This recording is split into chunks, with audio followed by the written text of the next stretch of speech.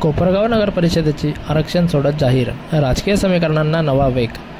कोपरगाव नगर परिषदेच्या आगामी निवडणुकांसाठी आरक्षण सोडत जाहीर होताच शहरातील राजकीय वातावरण चांगलेच तापले आहे. नव्या आरक्षण यादीत अनेक प्रभागांचे आरक्षण बदलल्याने विद्यमान नगरसेवक, माजी नगरसेवक तसेच निवेदित इच्छुक उमेदवारांच्या हालचालींना वेग आला आहे.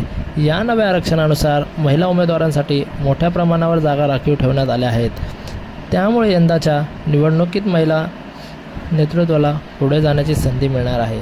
दुसरीकडे काही प्रभागातील आरक्षण बदलामुळे विद्यमान नगरसेवकांचे गणित बिघडले असून त्यांना नवीन प्रभागातून राजकीय समीकरणे जुळवावी लागणार आहेत. आरक्षणानुसार प्रभागनिहाय आरक्षण पुढील प्रमाणे घोषित करण्यात आले आहे.